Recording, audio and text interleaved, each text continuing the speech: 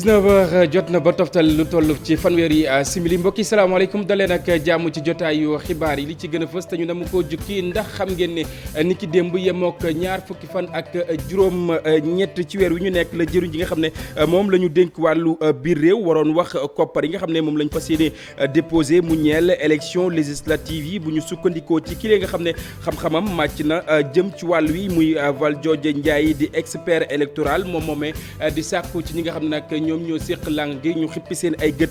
bu baax a baax daañu leen digtal ay kàddoom fukk ak ñaar ci fukk ak juróom ak ci ñaar fukk ak juróom ci ñi nga xam ne nag ñoom la ñu leen jàppoon mu ñeel l'enquête wi ca jëye ji nga xam ne nag moom moo amoon ca dandu foy boo fa bayot nag jàpp leen ne daal nañ leen di bàyyi waaye itam ña ca gën a fës ku ci mel ni way taskatu xibaar wi leen di René Capin Bassène ak itam Oumar Bodian ñoom ñooñe itam bàyyi wu ñu leen boobaak léegi ginnaaw ñeenti at nga xam ne daal dañ leen di xañ ngelalu féex ñaar fukk ak ñett ci ak njaboot ku moywul daañu ñàkk seen ay makkaan ca diwaan bu Ndar Géej ñoom ñooñe nag ginnaaw boobaak léegi nag nga xam ne ñoom ñoo sañcee foofee nag ci la jamono ñu ngi sàkku gouvernement bu Sénégal dikk ak ñoom si seen digganteeg ñi nga xam ne ñoom ñoo di waa Petrosen daañu dem ca quartier bu ñu naan Njolofeen diwaan bu Ndar Géej lépp lu ñeel wàllu indemnité ak itam ay koppar yoo xamante ni jox nañ leen ko ngir rek ñu daal di abale ci barab wa nga xam ne moom la ñu nekk daañu leen digtal ay kaddu ki nga xam ne moom moo di Saliou Diop mi yoroon seen i ay kaddu wàllu tàggat yaram gaynde yi nag egsi nañ ca Yaoundé ni ki démb di waajal bu baax a baax li nga xam ne moom moo di quart de finale bi ci seen digganteeg Guinée équatoriale waaye itam mu mel ni hôtel ba nga xam ne moom lañ leen dalal nag melokaan wa jéggi na dayo ba tax itam ci conférence de presse bi nga xam ne Aliou Cissé mi ngi ko doon amal laataa ñuy amal match wi ni ki tey ji baat ak tontu dox na ci digganteem ak journaliste yi la mu wax dañ leen ko digtal ci yële jotaay mbokk yi tënk yaa ngoog léegi ma dikk ñu faram fàcce.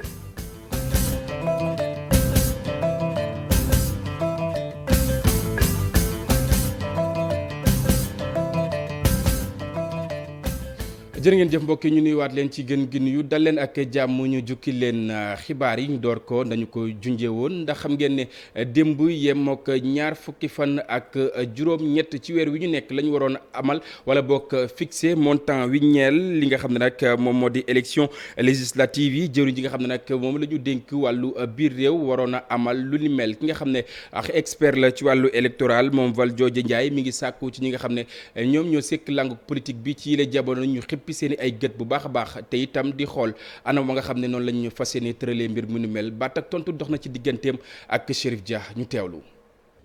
Pour le respect du calendrier républicain parce que boo xoolee pënd bi bu wuree nag li ci topp mooy élection législative bi ñu ko bëggee tenir le 26 juin mooy maanaam respecter calendrier républicain bi il faut que démb déjà ministre de l'intérieur naroon na publier arrêté fixant la caution. Parce que daf ko nar a def 150 jours avant le scrutin comme nu ko loi bi waxee ci article L 175 ñaareel ba mooy maanaam nan nañu aussi référé wu ci article L 176 mooy maanaam vers fin mars normalement 85 jours au plus et 83 jours au moins nar nañu mën a déposer parrainage yi pour élection législative yi gannaaw gi également 88 jours avant le scrutin ministre de l'intérieur également nan na instituer commission de réception des candidatures pour te dire aussi il faut que aussi ñi bëgg a nekk candidat il faut que ñu référé wu article 149 bu code électoral bi loolu yëpp ñu ngi ci code électoral bi lire kese la soxla. c'est un appel pour que ñu respecter le calendrier républicain il faut que ñëpp tourner seen xel ci mbir moomu pour éviter ëllëg débat yeeg xuloo yeeg jàppante yeeg naan ku nekk naan na respecter calendrier républicain bi il faut que dès à présent acteurs politiques yi dajee waxtaan ba nga xam ne dinañ mën a harmoniser la caution harmoniser aussi yeneen actes yi nga xam ne dañ ko nar a jël pour élection législative maa ngi lay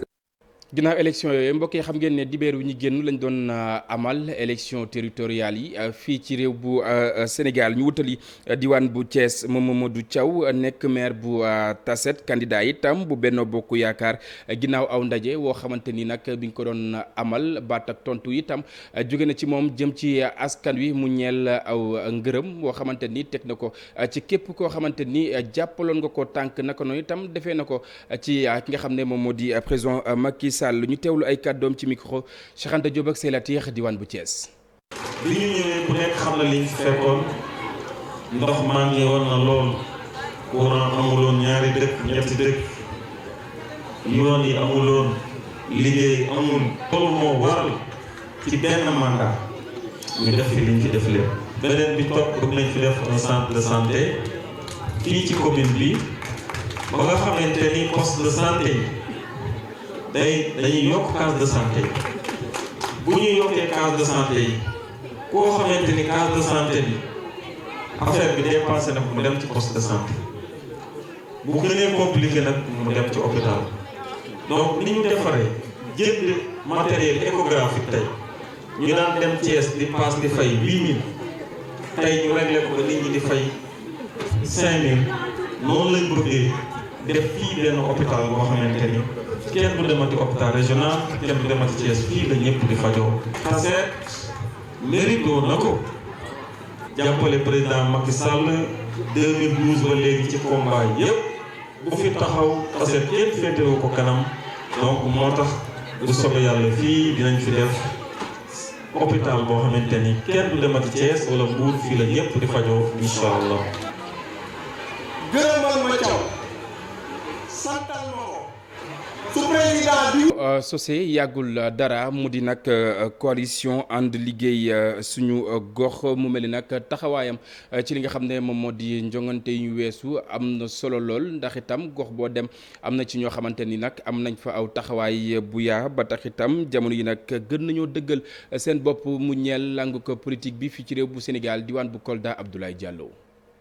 élection yi fii ci Kolda mooy coalition ànd liggéey suñu gox muy kuréelu politique bi ñu sos juste ca veille élection yi fii ci Kolda ñi ko sos mooy waa parti ensemble pour le Sénégal bu Mamadou Salif Sow donte ay fanam yu néew coalition ànd liggéey suñu gox gagné na 11 communes ci 88 communes fi ñu ko représenté woon ci biir réew mi yépp ci diwaanu Kolda juróom benn gox lañ fi gagné. coalition ànd liggéey suñu gox gagné na fukk ak benn commune ci Sénégal. Kolda Fuladu bi ñu nekk bi ñu fekkee baax gagné nañu juróom benn commune Jarambéré, commune Mampati, commune Médina Chérif,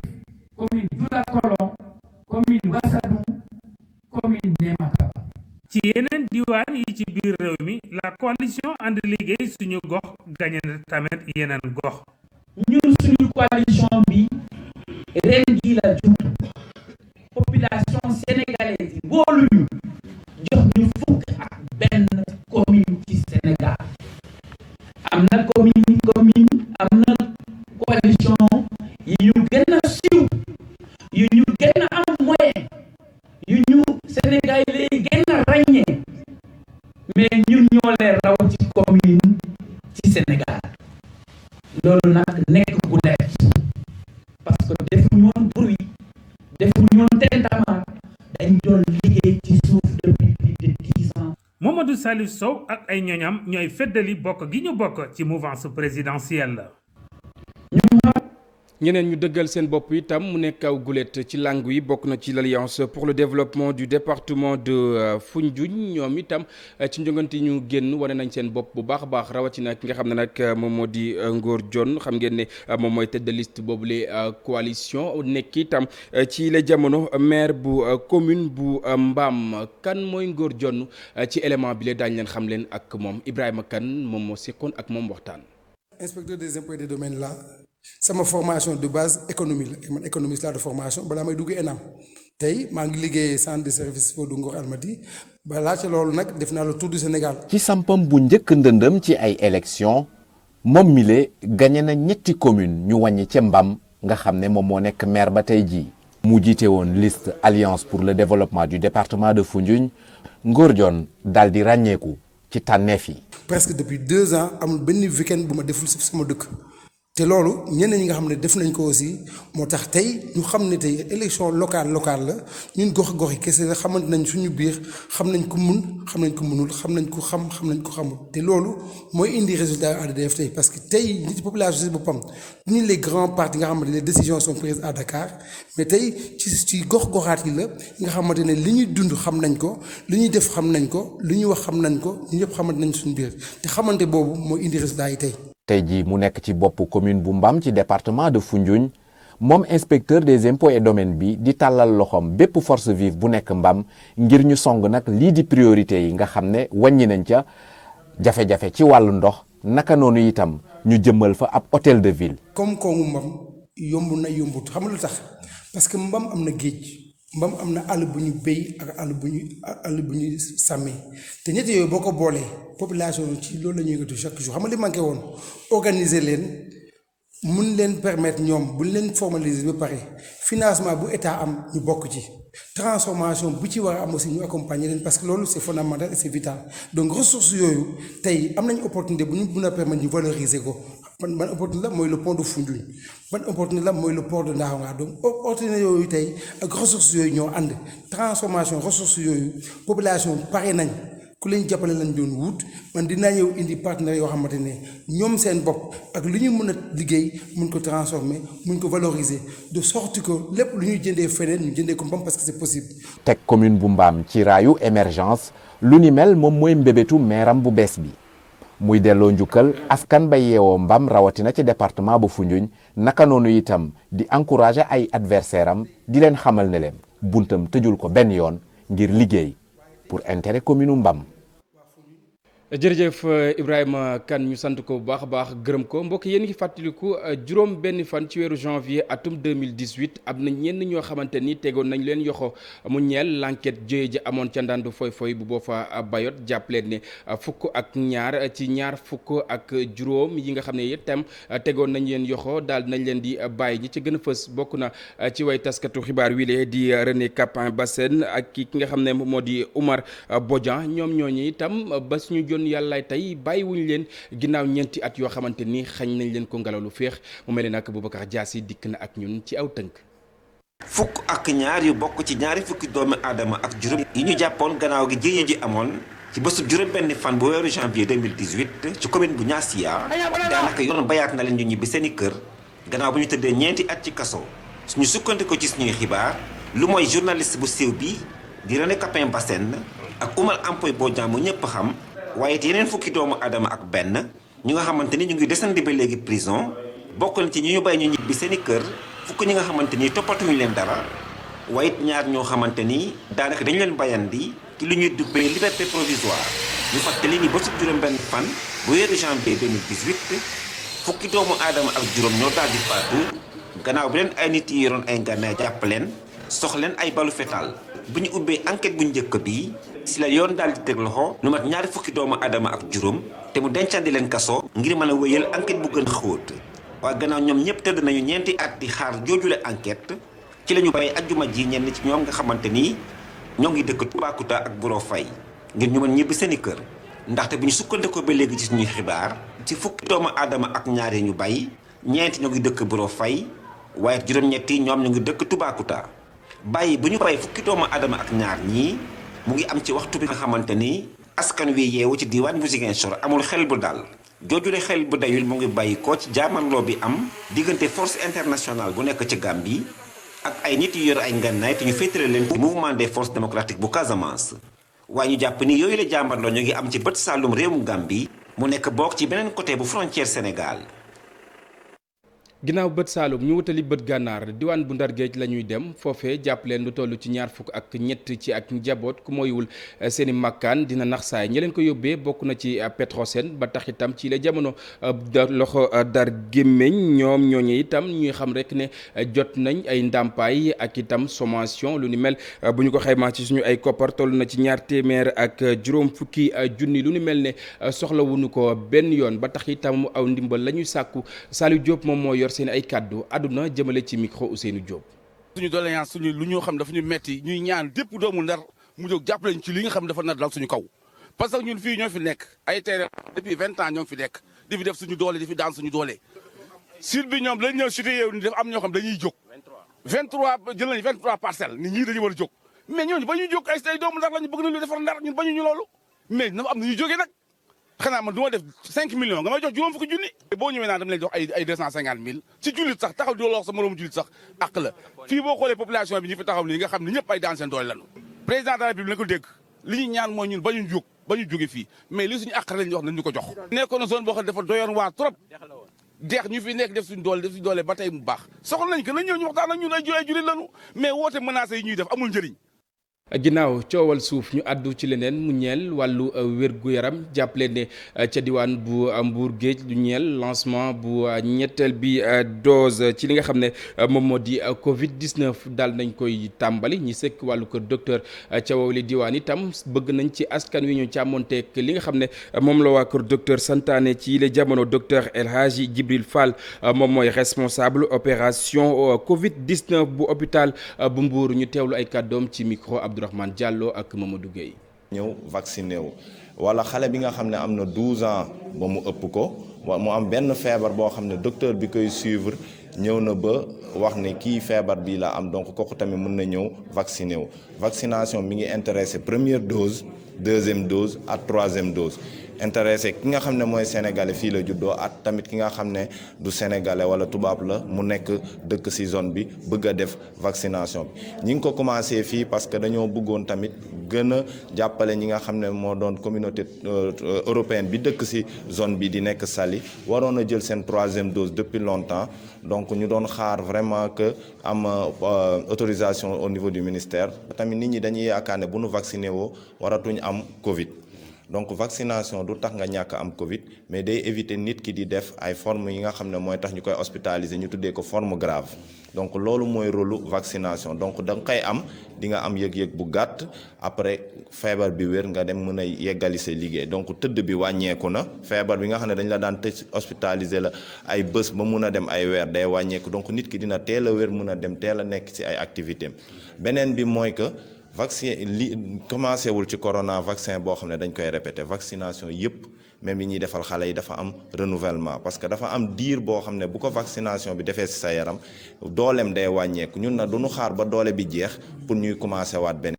mbokk yi ñuy amal wàllu contrôle économique ñoom ñooñee nag ñooy sàkku ñu gën a ñoŋ-ñoŋalaat lépp lu soxal seen ak wàllu liggéey ndax liggéey ba nga xam ne itam ñu ngi koy def ñu mën koo def ci li nga xam ne moom moo di seen ak tey bakken ginnaaw aw ndaje la ñu daal di fësal yooyu lee kaddu Dominique Gomis moom mooy njiit ba boobulee amical àdduna jëbale ci micro Pafara ñi ngi ak Modou Diop. beneen dañu porté choix si ñun pour ñu jiite maire bi man maay yëkkati kaddu. di leen gërëm di leen sant kilifa yi mais di gërëm mbooleem population Cambérène ci jóg bi nu jóg ci dal ci jàmm voté vraiment dara yëngatuwul. occasion la pour man leader yi newoon ci coalition boobu ñu demee ci bannière bonn. li ñu bëgg a doxal au delà sax assemblée générale bii nii moom mooy kii nga xamante ne moom mooy le contribuable sénégalais mu mën a reconnaître ak xam bu baax lii nga xamante ne moom mooy solos wala importance su contrôleur bi ak li nga xamante ne loolu lay liggéey. ndax boo ko xoolee ci fii ci réew mi au plan national contrôleurs yi ñoom ñooy veiller ci li nga xamante ne moom mooy la protection du pouvoir d'achat du contribuable sénégalais ñoom ñooy veiller ci jeu d'équilibre bi nga xamante ne war na am entre opérateur économique ak consommateur bi ñoom ñooy veiller benn libre jeu de la concurrence bi nga xamante moom mooy am entre opérateur économique ñoom ñooy dooleel tamit ñi nga xamante ne ñoom ñooy PMI waaye it ñoom ñooy appliquer lépp li nga xamante mooy réglementation économique di xool ndax prix yi ñu ngi koy respecté wala respecté wuñu ak kan moo jalgati kan moo matal li mu waroon def en terme de qualité ak kan moo manqué li nga xamante waroon na ko def en terme de quantité donc boo ko xoolee sur le plan national loolu la contrôle économique di liggéey mais yemul foofu kese dafa dem ba sur le plan international ndax bépp accord ak bépp négociation commerciale bi nga xamante ne Sénégal war na ko def ndaw yi nga xamante ne ñoom la ñuy yebal moom mooy ndawul contrôle économique ndawul ministère du commerce nag lu ñu seetlu mooy de plus en plus administration du commerce solo si nga xamante ne am na ko ak liggéey bi nga xamante ne da koy liggéey ñu ci bëri soit dañu koo jotul wala dañu koo fàtte donc yoon la nag ñu koy fàttali pour gars yi dañuy gën a bàyyi xel. wàllu koom ba tey njënd ak njaay la ñuy wax mu mel ni nag lu toll ci li nga xam ne moom moo di e-commerce xam nga ni lu mel ñu ngi koy amal bu baax a baax ci li nga xam ne moom moo di xarala yi acteurs yi nga xam ne ñoom ñoo ci yëngu itam bëgg nañu seggaat bu baax a baax secteur yi nga xam ne ñoom ñooñee la ñuy yëngu ginnaaw aw ndaje woo xamante ni amaloon nañu ko ngir seen ak baat itam gouvernement bu Sénégal mënees koo dégg Maïmouna Ndiaye ak Alioune Diagne ñoo fa teewaloon télévision Futurs Médias ñu seetaan. jëm ci e-commerce bi nga xam ni jënd ak njaay la bu ñu jaaralee ci xarala yu yees yi seetlu bi mooy fii ci Sénégal ñi koy def lu ëpp ci ñoom ay ndaw lañu. xale yi tey mooy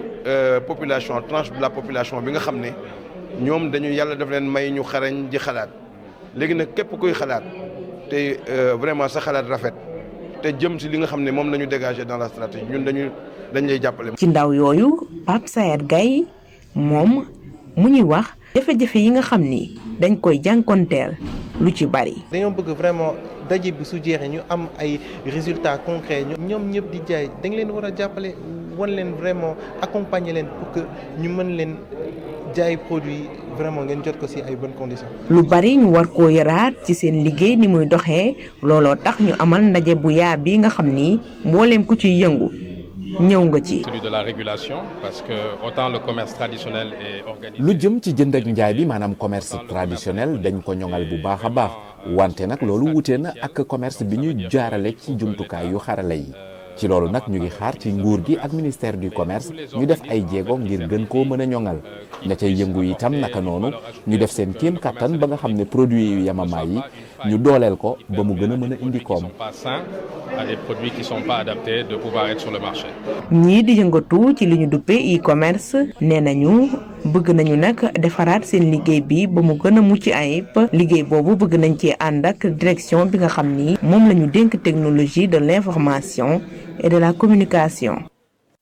jërëjëf Maimouna ñu jeexale ko ak wàllu tàggat yaram mbokk yi xam ngeen ne gaynde yi nag yegg nañ fa nga xam ne moom moo di ca Yaoundé ngir waajal li nga xam ne moom moo di match yu nam amal ni ki démb seen diggante ni ki ëllëg incha allah seen digganteeg ñi nga xam ne ñoom ñoo di waa Guinée équatoriale mu mel ne nag hôtel wa nga xam ne nag dalal nañu fa gaynde yi nag anam ba ñu nekkee jéggi na dayoo ba tax itam ci conférence de presse bi nga xam ne nag Aliou Cissé mi ngi koy doon amal ni ki tey ji ci ngoon laata match wi baat ak tontu doxoon na ci digganteem ak ñi nga xam ne ñoom ñoo di way taskatu xibaar yi Mamadou Ndiaye Ahmed Niang ñoom ñoo ñu teewal ca Yaoundé ñu teewlu ay kaddu Aliou Cissé. que le Tagidor c'était vraiment le comment dirais-je encore. lu leer te wóor mooy Tagidor moom environnement bu baax la woon suñu installation baaxoon na trop foofu ca Bafoussam occasion la pour man ngir ma gërëm nit yi nga xamante ne ñoom ñoo ñu gunge woon jamono jañ fay nekk dañ fa dajeek ay nit yu baax a baax yoo xamante ne dañ ñu teg ci ay conditions yu gën ba ñuy ñëw Yaoundé xamoon nañ ne conditions yi narul woon niroog bu Bafoussam génn bi rek déjà problème la ñun mi nga xamante ne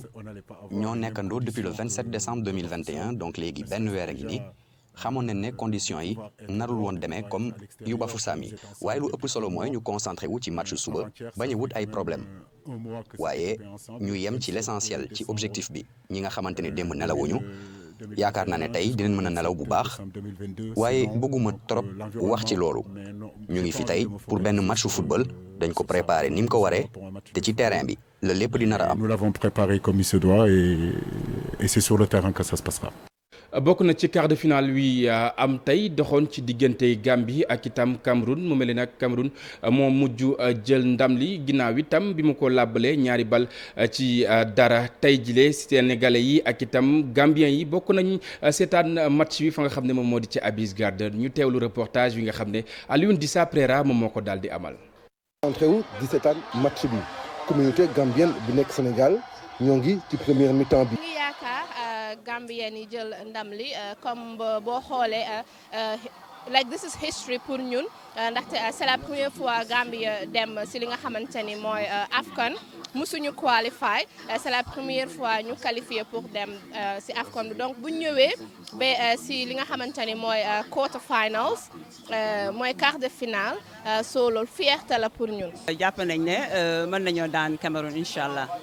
of course yaakaar bu rëy la ñu am yaakaar bu rafet. match bi di dem ñu toll ci deuxième mi-temps bi Cameroun daal di dugal ñaari but.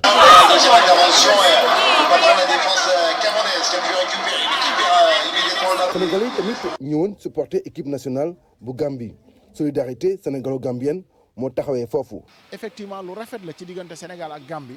ñu jàppalante ni Sénégal mooy suñu dëkk moom la ñu faral mais deuxième équipe wala sax équipe ex aequo bi ñuy faral Sénégal Gambie la. beetut ñu parce que ñu ngi fàttaliku 2002 bu Sénégal demee World Cup soo ñëwoon Gambie da ngay foog ni yaa ngi Sénégal soo Sénégal su wiinee ñëpp dañoo génn support Gambians yëpp dañoo génn support te tey loolu lañ gis ne Sénégal ñu koy delloo. bu match bi jeexee nag Cameroun mu daal di dóor ñaari bal ci dara équipe bi nga xam ne mooy équipe bu Gambie waaye mu nekk après-midi bu neex ànd ak fraternité ak fair play diggante supporteru sénégalais yi ak supporteru gambien yi.